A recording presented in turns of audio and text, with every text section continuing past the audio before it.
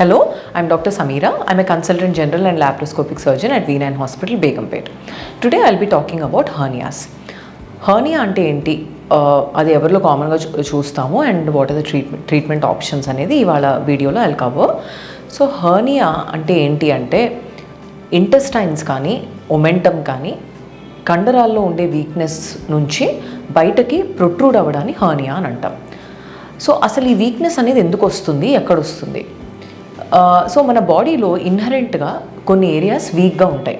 For example బొడ్డు దగ్గర కొంచెం weakness ఉంటుంది అండ్ ఇంగ్వైనల్ కెనాల్ దగ్గర అంటే గ్రాయిన్ ఏరియాస్లో కొంచెం వీక్ ఏరియా ఉంటుంది. అండ్ ప్రెగ్నెన్సీస్ తర్వాత ఆడవాళ్ళలో అబ్డామినల్ మజిల్స్ కొంచెం వీక్ అవుతుంటాయి. ఓల్డ్ ఏజ్ వల్ల కూడా మజిల్స్ వీక్ అవ్వచ్చు. సో రీజన్ ఏదేమైనా కూడా when there is a weakness, దాంట్లో నుంచి ఆ వీక్ ఏరియా నుంచి ఇంటెస్టైన్స్ అనేవి పేగులు బయటకి ప్రొట్రూడ్ అవ్వడాన్ని హర్నియా అని అంటాం. ఇది most common type of hernia. కొన్నిసార్లు రేర్గా ఇంటర్నల్గా కూడా హెర్నియాస్ వస్తుంటాయి. అంటే డయాఫ్రమ్లో ఉండే వీక్నెస్ నుంచి హయాటల్ హెర్నియా, లేకపోతే ప్రీవియస్గా సర్జరీస్ అయిన పేషెంట్స్లో ఇంటర్నల్ హర్నియాస్ డెవలప్ అవుతుంటాయి.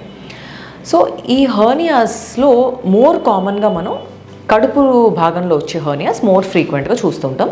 మెన్లో అయితేనేమో గ్రాయిన్ ఏరియాస్లో వచ్చే హర్నియాస్ కామన్గా చూస్తుంటాం. ఈ హర్నియాకి లక్షణాలు ఎలా ఉంటాయి అంటే మోస్ట్ కామన్ ఫీచర్ హెర్నియా ఏదైనా కూడా, ఏ టైప్ ఆఫ్ హర్నియా అయినా కూడా కామన్గా మనం చూసే క్యారెక్టరిస్టిక్ ఫీచర్ ఏంటి అంటే పేషెంట్ అబ్డామిన్ లోపల ప్రెషర్ పెరిగినప్పుడు, అంటే పేషెంట్ దగ్గినప్పుడు కానీ తుమ్మినప్పుడు కానీ లేకపోతే కింద నుంచి బరువు ఏమన్నా లేపినప్పుడు బయటకి ప్రొట్రూడ్ అవ్వడము అండ్ పేషెంట్ రిలాక్స్డ్గా ఉన్నప్పుడు పడుకున్నప్పుడు హర్నియా అనేది లోపలికి వెళ్ళిపోవడం, ఇది కామన్గా చూసే ఫీచర్ అనమాట. అకేషనల్గా దీంట్లో డ్రాగింగ్ టైప్ ఆఫ్ పెయిన్ కూడా చూస్తుంటాం.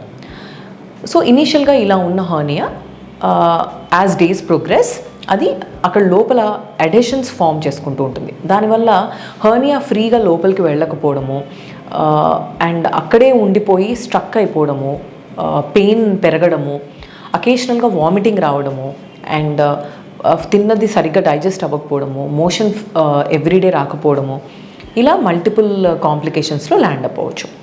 రేర్గా హర్నియాస్ ఒకవేళ కనుక చిన్న డిఫెక్ట్లో నుంచి వెళ్తూ ఉంటాయి, అంటే నారో ఏరియా నుంచి హర్నియా బయటకు వస్తున్నప్పుడు దాని బ్లడ్ సప్లై కూడా తగ్గిపోవడము, అది స్ట్రాంగులేట్ అవ్వడం కూడా చూస్తుంటాం. ఇలాంటివి ఎక్కువగా మనం అంబలికల్ హెర్నియాస్లో అండ్ ఇన్సిషనల్ హెర్నియాస్లో ఎక్కువ కామన్గా చూస్తుంటాం.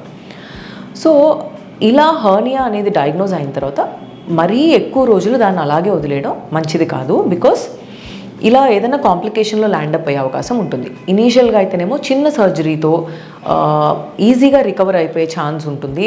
డిలే చేస్తున్న కొద్దీ అది ఎక్కువ అడెషన్స్ ఫామ్ చేసుకుని సర్జరీ డిఫికల్ట్ అవుతుంది అండ్ సర్జరీ తర్వాత రికవర్ అవ్వడం కూడా కొంత డిఫికల్ట్ అవుతుంటుంది.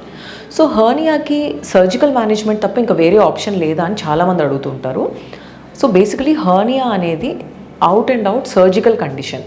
హర్నియా ఫామ్ అయిన తర్వాత దాన్ని తగ్గించడానికి ఎలాంటి మెడికేషన్స్ ఉండవు. బికాస్ ఒకసారి డిఫెక్ట్ అనేది ఫామ్ అయిపోయిన తర్వాత దాన్ని క్లోజ్ చేయడం తప్పిస్తే వేరే ఆప్షన్ ఏమీ లేదు. Surgically you have to close it. And కామన్గా అయితే మెష్ కూడా ప్లేస్ చేస్తూ ఉంటాము. దానివల్ల ఫ్యూచర్లో హర్నియాస్ మళ్ళీ రాకుండా చుట్టుపక్కల ఉండే ఏరియా అంతా కొంచెం స్ట్రెంగ్తన్ అవ్వడానికి మనం సపోర్ట్ చేయడానికి మెష్ ప్లేస్ చేస్తూ ఉంటాం.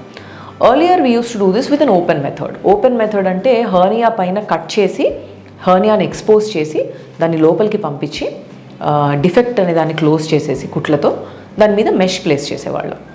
ఇప్పుడు ఇదే టెక్నిక్ని మనం లాప్రోస్కోపీ ద్వారా చేస్తున్నాం.